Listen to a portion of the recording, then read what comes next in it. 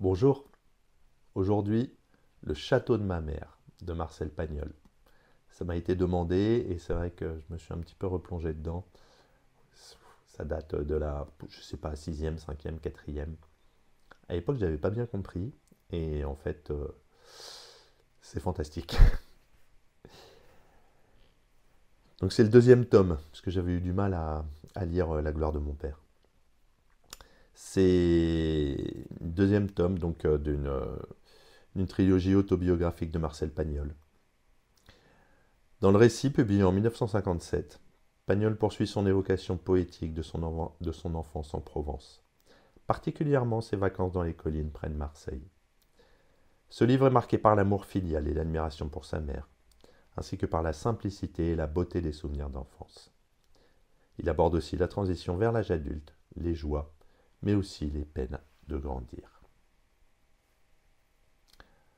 Après la gloire de mon père, où Marcel narre les premières vacances de sa famille dans les collines provençales et la passion naissante de son père pour la chasse, il faudra que je me replonge dedans. Le château de ma mère reprend le fil de l'histoire et approfondit l'impact des vacances familiales sur l'éducation de Marcel Pagnol.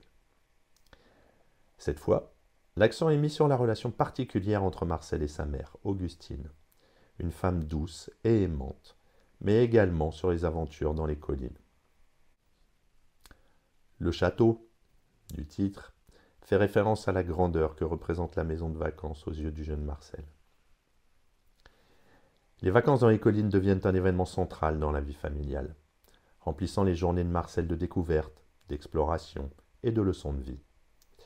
Son père, Joseph, un instituteur passionné et rigoureux, continue d'avoir une grande influence sur lui, tout comme sa mère, figure affectueuse et protectrice. L'attrait des collines est immense pour Marcel, et le lecteur est plongé dans une Provence à la fois sauvage et tendre, où chaque moment semble baigné de lumière.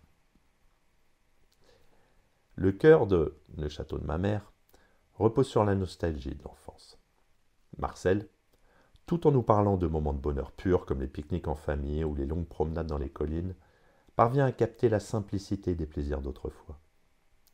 Son récit regorge de détails sensoriels, qu'il s'agisse des odeurs de la garrigue, du chant des cigales ou de la chaleur du soleil provençal sur sa peau. Les souvenirs qu'il évoque sont universels. L'émerveillement devant la nature, les jeux insouciants avec ses frères et sœurs, la sécurité de l'amour parental. L'enfance de Marcel Pagnol est aussi rythmée par les moments de complicité avec son frère cadet, Paul, avec qui il partage toutes ses découvertes. Les deux garçons sont inséparables dans leur aventure et exploration, et la relation fraternelle est décrite avec une tendresse particulière. Ensemble, ils découvrent les secrets des collines, chassent des papillons et des lézards, et s'inventent des mondes imaginaires.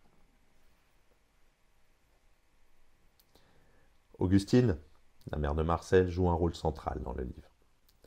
Son amour et son dévouement envers la famille sont mis en avant, et elle est perçue par Marcel comme une figure presque sacrée. Elle incarne la douceur et la protection, veillant toujours sur ses enfants avec un amour inconditionnel. Dans ses souvenirs, elle est souvent décrite dans des scènes paisibles. Elle prépare les repas, veille sur la maison et accompagne ses enfants dans les promenades. Pour Marcel, sa mère est le centre du monde, et il la regarde avec une profonde admiration.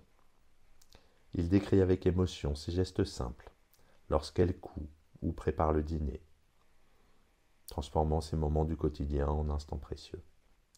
Sa bienveillance et sa tendresse contrastent avec son père, qui est un petit peu plus rugueux. Maintenant, il faut que vous le lisiez. C'est formidable.